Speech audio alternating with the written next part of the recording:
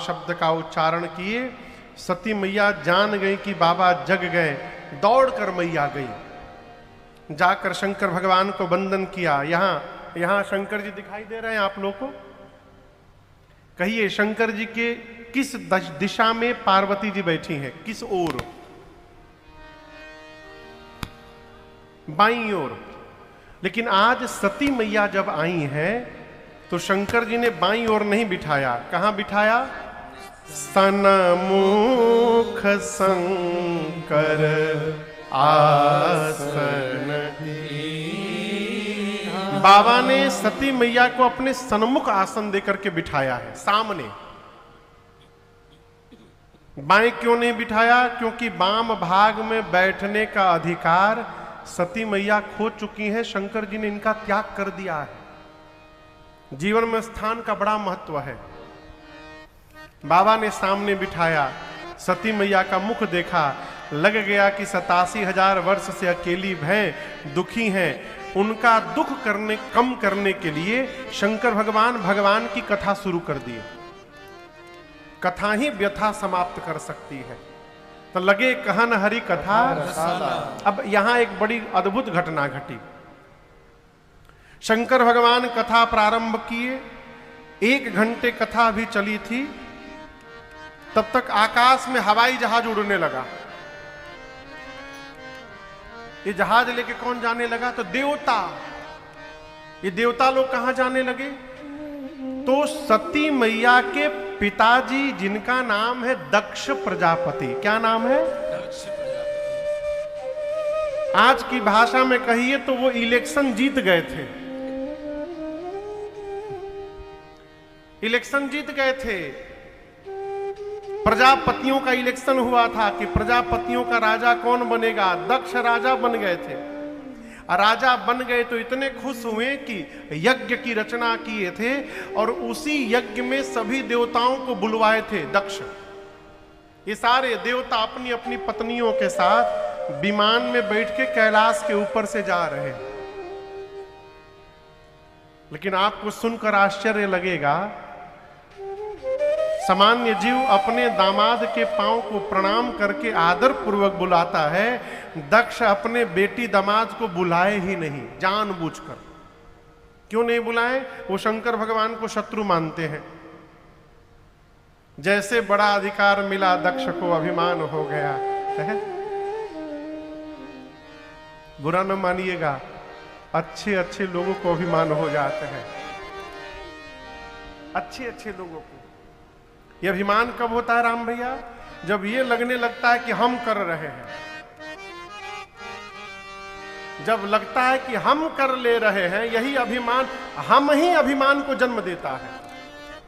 इसलिए अभिमान से बचना है तो कुछ भी प्राप्त हो जाए, ये न कहिए कि हमने किया है। एक ही वाक्य कहिए, ये सब भगवान की कृपा से हो रहा है, ये हरि कृपा का परिणाम है। पथिक जी महाराज, हम अपने कारण सम्मानित होते हैं, हम अपने ही कारण अपमानित होते हैं। अब ये कैसे महाराज? तो जीवन में जब जब सम्मान की भूख बढ़ेगी, अपमानित होना पड़ेगा। अब यहां कथा में आप लोग आए हैं, यहां तो खूब कृपा है, जगह है, मन करे आगे बैठिए, मन करे पीछे बैठिए।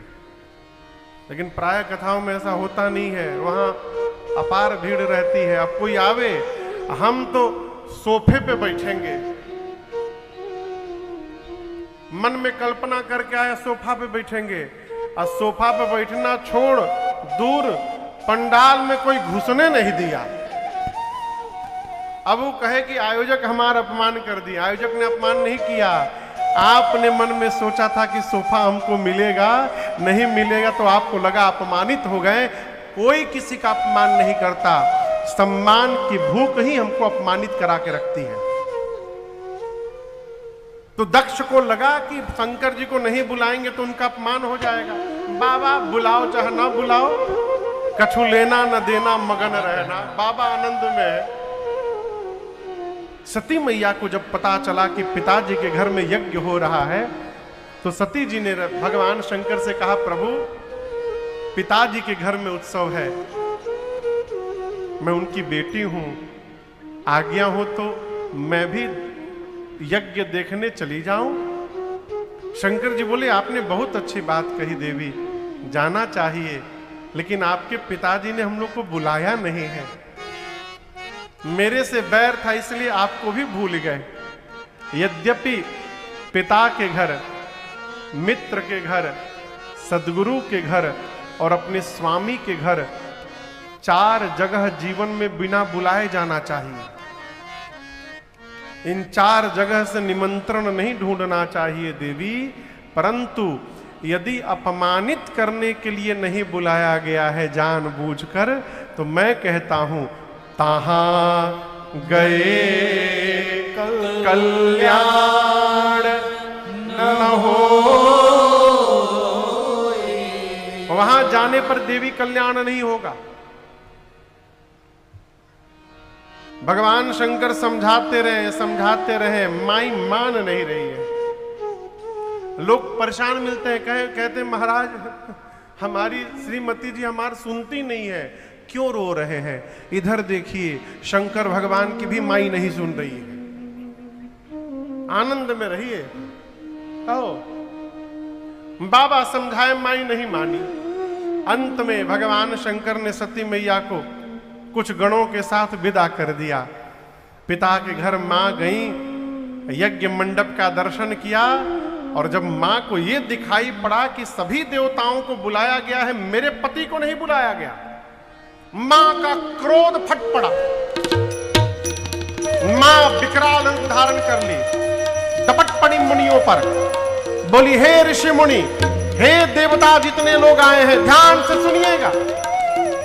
आज इस मंडप में बैठकर आप में से जिसने मेरे पति की निंदा की है, अथवा जो बैठकर कान से निंदा श्रवण मात्र भी किया है, आप सबको दंड मिलेगा। मर्यादा कहती है, जिस सभा में भगवान शंकर की, भगवान श्री हरि की और संत की यदि निंदा हो रही है, तो उसी समय निंदा करने वाले की जीवा काट देनी चाहिए। और यदि शक्ति नहीं है अपने भीतर, तो कान बंद करके वहां से चले जाना चाहिए। मेरे पति केवल मेरे पति नहीं है, शंकर जगत के पिता हैं, और आज इस मंदमती मेरे पिता ने मेरे पति का अपमान किया है। आज के बाद मैं इसकी बेटी के रूप में जीवित नहीं रहना चाहती। इतना कह के सती मैया ने दाहिने पांव के अंगुष्ठ में योगाग्नि को प्रज्वलित कराकर, और मां ने सबके सन्मुख अपने आप को जलाकर भस्म कर दिया। मां का पूरा शरीर योगाग्नि में दहकने लगा हो, हाहाकार मच गया। भगवान शंकर जनमा शिव पद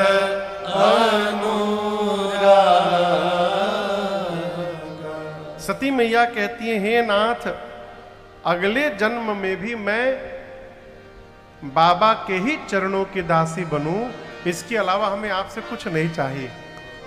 और इसी वरदान के कारण सती मैया का अगला जन्म हिमांचल महाराज के घर में पार्वती मैया के रूप में हुआ है। आइए एक बार भाव और श्रद्धा के साथ बोलिए पार्वती मैया की जय। पार्वती मैया का जन्म हुआ हिमालय के घर में। नारद जी पहुंचे एक दिन हिमांचल जी के घर। हिमांचल जी ने नारद जी का पांव पखारा। नारी सहित मुनि पद सिरु नावा, चरण सलिल सब भवन सिचावा। पांव पखार कर उस जल से पूरे घर को सिंचित किया श्री हिमांचल महाराज ने। और उसके बाद पार्वती मैया को बुला करके प्रणाम करवाया। और प्रणाम करवा कर क्या कहा, हे मुनिवर, आप मेरी बेटी की हाथ की रेखा देख करके बताइए तो इनमें क्या क्या दोष गुण लिखा हुआ है। जैसे नारद जी से हिमांचल जी ने पूछा, नारद जी बोले, महाराज आपकी बेटी तो समस्त सद्गुणों की खान दिख रही है। इनका नाम उमा अंबिका भवानी होगा। है? आपकी बेटी सभी शुभ लक्षणों से संपन्न होंगी। ये सदैव अपने पति को प्रिय होंगी महाराज। इनका सौभाग्य सदैव अखंड बना रहेगा। आपको इनके कारण यश की प्राप्ति होगी महाराज। पूरा जगत आपकी बेटी की पूजा करेगा। जितना बढ़िया बढ़िया था नारद जी सब बताए। हिमांचल जी बोले हमारी बेटी में कोई दोष नहीं है ना? नारद जी बोले बेटी में तो नहीं है दोष, लेकिन इनके जो पति बनने वाले हैं उनमें थोड़ा दिख रहा है। हिमांचल जी बोले क्या दोष है? नारद जी बोले आप नोट करते जाइए। अगुण अमाना मातु पितु हीना। आपके बेटी का पति अगुण होगा। क्या होगा? जोर से कहिए। अगुण मने? अजय बाबू, अगुण मने? जिस जोर से कहिए, जिसमें कोई गुण ना हो, यही ना? यही जो आप बोल रहे हैं यही हिमांचल समझ गए। नारद जी बोले आपके बेटी का पति अगुण होगा। हिमांचल समझ गए उसका मतलब उसमें कोई गुण नहीं होगा। लेकिन ये नहीं है। नारद जी कहना चाहते अगुण यानी सत रज तम तीनों गुणों से परे होगा, त्रिगुणातीत। हिमांचल का समझ गए उसमें कोई गुण नहीं होगा। नारद जी बोले अमान होगा। अमान यानी मान सम्मान से परे। हिमांचल का समझ गए अमान यानी उसका कोई सम्मान नहीं करेगा। नारद जी बोले उसके माता पिता नहीं होंगे, मातु पितु हीना। हिमांचल जी पूछे कब मरे? नारद जी बोले मरे नहीं, थे ही नहीं। कब मरे का प्रश्न ही नहीं आता। शुरू से ही माई बाप नहीं थे उनके। मातु पितु हीना, उदासीन। आपके बेटी का पति उदासीन होगा, संशय रहित होगा। हिमांचल जी बोले नारद जी आप क्या क्या बता रहे हैं? नारद जी बोले अभी असली तो बताया ही नहीं हूं मैं। बोले मतलब? नारद जी बोले आपके बेटी का पति जोगी जटिल अकाम मन नागन अमंगल अस स्वामी यही कहाँ मिले परिहस्त असीरे। बोले आपके बेटी का पति जोगी होगा। क्या होगा? जोगी। अच्छा आप बताओ, आप अपनी बिटिया का विवाह करने के लिए जाएं, अब जाकर पता चला कि लड़कवा तो जोगी है। ये पता चलते जोगी है लड़का, ब्याह करेंगे? तुरंत भागेंगे। जोगी समझते हैं? आप में से कौन कौन जोगी देखा है? पूरी भीड़ में वो बाबू हाथ उठाया है बस।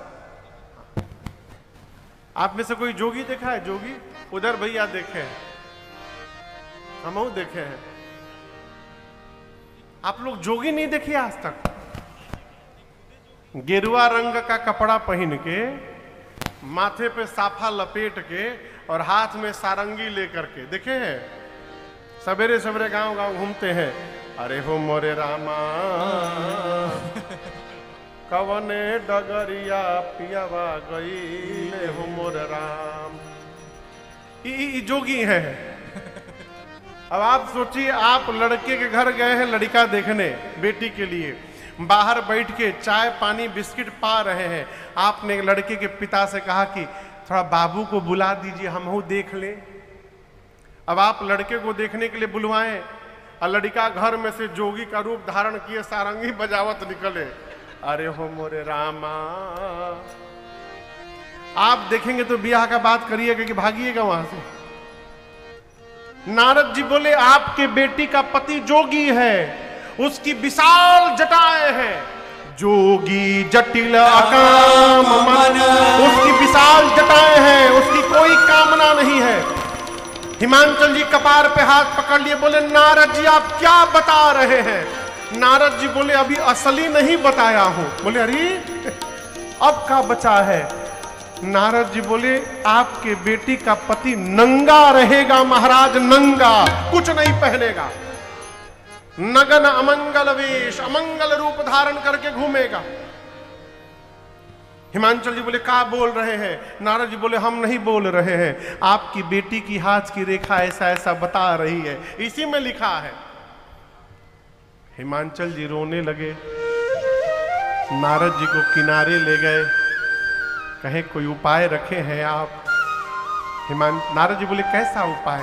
नारद जी बोले, हिमांचल जी बोले दूल्हा बदल दीजिए, कुछ भी करिए, पूजा पाठ करिए, चढ़ावा चढ़ाइए, दान दीजिए, घूस दीजिए, जो भी मन करे करिए, हम कुछ भी करने लेने देने को तैयार हैं, आप बस दूल्हा बदल दीजिए। नारद जी बोले इम्पॉसिबल।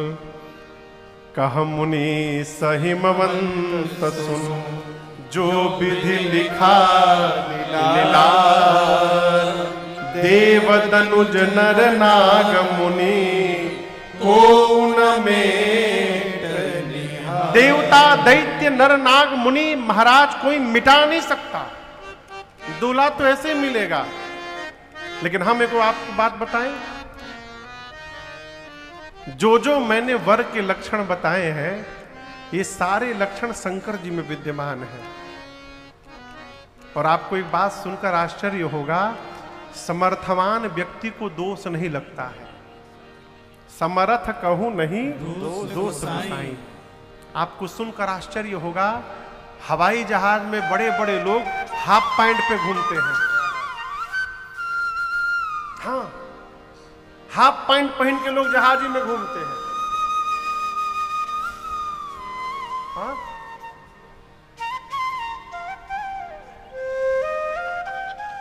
आपको सुनकर आश्चर्य होगा, लोग फटा हुआ कपड़ा खरीद के पहनते हैं, फाटल कपड़ा। वही गरीब आदमी यदि फटा कपड़ा पहन ले तो लोग कहते हैं दरिद्र है, इसके पास ठीक से कपड़ा भी नहीं है। अब बड़ा आदमी फाटल कपड़ा पहन के घुमाता है, कहाँ है? Fashion, fashion. हम जब कॉलेज में पढ़ते थे अपने, तो कलकत्ता में, तो एक दिन पैंट पहना था एकदम नया, और उसके बाद मार्कर पेन लेके आया था। और जो भी लड़का मिल जाए ना, उसे कहे कि हमारी पैंटवा पर तनी अपन साइन कर दो। पूरे पैंट पर आगे पीछे ऊपर नीचे सबसे सिग्नेचर करवाया था। हमहू किए थे, हमहू किए थे। ये का है फैशन। गोस्वामी जी कहते हैं, समर्थ कहूं नहीं दोष गोसाई, समर्थवान व्यक्ति में दोष नहीं देखा जाता। रवि पावक सुर सरी की नाई। रवि यानी सूर्य, सूर्य भगवान की किरणें किसी के भी ऊपर पड़ जाती हैं, पवित्र पवित्र पर, उनमें दोष नहीं लगता। गंगा जी में जो बही जाए, लेकिन गंगा जी पवित्र नहीं होती। अग्नि में जो भी प्रवेश कर जाए, अग्नि अपवित्र नहीं होते। विष्णु भगवान शेष सैया पर सोते हैं, सांप यदि स्पर्श हो जाए तो शुद्ध होना पड़ता है। बराती हैं कि गए? उसी के अंदर गए थे, गद्दे के अंदर। अच्छा, उधर गद्दे में, हाँ तो वही होंगे, अभी निकले नहीं है। फिर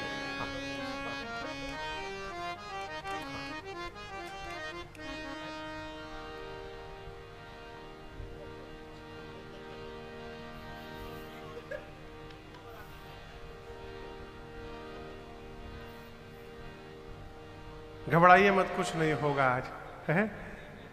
सर्प यदि स्पर्श हो जाए तो शुद्ध होना पड़ता है। विष्णु भगवान शेष सैया पर सोते हैं, उनमें कोई दोष नहीं लगता है। हिमांचल जी बोले, इन चारों समर्थवान है, इन चारों में दोष नहीं लगता, इनसे मेरे बेटी के पति का क्या लेना देना है? नारद जी बोले, महाराज विष्णु भगवान, सूर्य नारायण, अग्नि देवता और गंगा जी, यदि ये चारों समर्थवान हैं और इनमें दोष नहीं लगता, तो जो इन चारों को अपने में धारण करके बैठा है वो महासमर्थवान है। हृदय में भगवान श्री हरि हैं, विष्णु भगवान, सिर पर देव नदी मां गंगा जी हैं, तीन नेत्र में एक अग्नि है और एक सूर्य है। ये चारों भगवान शंकर में है, इसलिए भगवान शंकर महासमर्थवान है, इनमें कोई दोष नहीं लगेगा। नारद जी ने कहा, महाराज आपकी बेटी यदि तपस्या करेंगी तो भगवान शंकर इनको अवश्य मिल जाएंगे। पार्वती मैया सुनी और प्रातः काल माता पिता को प्रणाम करके और धरे उमा प्राणपति चरना, जाय विपिन लागी तप करना। अति सुकुमार नतन तप जोगो, पति पद सुमिरित जेऊ सब भोगो। समित नव चरण उपजय अनुरागा, विसरि देह तपहि मन जागा। संबत सहस मूल फल खाए, साग खाए सत बरस गवाए। दिन भोजन बारि बतासा, किए कठिन कछु दिन उपवासा। बिल पाती मही परई सुखाई, तीन सहस संबत सोई खाई। मुनि परिहरे सुखाने उपरना, उमई नाम तब भयो अपरना। देखी उमई तप कीन शरीरा, ब्रह्म गिरा भय गगन गंभीरा। देखी उमई तप कीन शरीरा, ब्रह्म गिरा भय गगन गंभीरा। आकाशवाणी भई, मां ने इतना कठोर तप किया हजारों वर्ष। यहां एक बड़ा अद्भुत विषय मैं आपसे निवेदन करूं। पार्वती जी तो भगवान शंकर की ही अर्धांगिनी बनेंगी, इसमें कोई लेकिन नहीं है। तो फिर पार्वती जी को तपस्या करने की क्यों आवश्यकता पड़ गई? ये बड़ा अद्भुत विषय है। आप दर्शन करिए, पार्वती मैया ही पिछले जन्म में सती थी, सती के रूप में थी, तो बाबा की कोई बात नहीं मानती थी। और जब वही पार्वती जी के रूप में आई तो बिना भगवान शंकर की अनुमति के कोई व्यवहार नहीं करती थी। क्यों? पार्वती जी तपस्या की, तब जाकर भगवान शंकर प्राप्त हुए। जीवन में तपने के बाद जब प्राप्त होता है तो उसके मोल का पता चलता है। आराम से यदि मिल गया तो उसके मूल्य का पता चलने वाला नहीं है, फिर सितिहे है। कहो, इसलिए आराम से कभी कुछ मिलना नहीं चाहिए। अपनी संतान ही क्यों ना हो, थोड़ी रगड़ाई बहुत जरूरी है? मां तपस्या की, ये कहां कर रहा है? कल से नहीं करेगा? हाँ, कोई बात नहीं, बाराती सब आ रहे हैं सब धीरे धीरे, कोई बात नहीं। श्री राम श्री राम। हाँ। मां ने तपस्या की, आकाशवाणी हुई। आकाशवाणी ने कहा, हे भवानी जी, ऐसी तपस्या आज तक किसी ने नहीं की। आपकी मनोकामना पूर्ण हो गई, आप बहुत शीघ्र भवानी बनने वाली हैं। पिताजी बुलाएं तो अपने घर जाइएगा, सप्त ऋषि मिले तो आप हमारे वचनों को सत्य समझिएगा। इधर भगवान शंकर, जिस दिन से मां सती का शरीर शांत हुआ है, जब ते सती जाई तन त्यागा, जब ते सती जाई तन त्यागा, तब ते शिव मना भयउ पिरागा, तब ते शिव मना भयउ पिरागा। जपहि सदा रघु नायक नामा, जपहि सदा रघु नायक नामा। जहाँ तहाँ सुनहि राम गुण ग्रामा, जहाँ तहाँ सुनहि राम गुण। ये देखकर एक दिन प्रगटे राम कृतज्ञ कृपाला, प्रगटे राम कृतज्ञ कृपाला, रूपशील निधि तेज विशाला,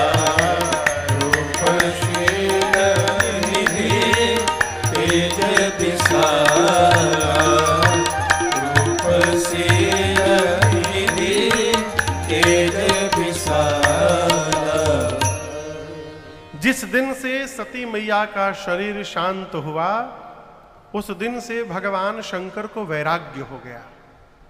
परिणाम, वैराग्य होते भगवान शंकर कैलाश से निकल पड़े, घूमने लगे। सदैव नित्य भगवान का नाम का जप करते रहते थे। कहीं कोई कथा दिखाई पड़ जाए होते हुए तो चुपचाप वेश बदल कर बैठ के कथा सुनने लगते थे। आपको बताऊं, इसी तरह घूमते घूमते भगवान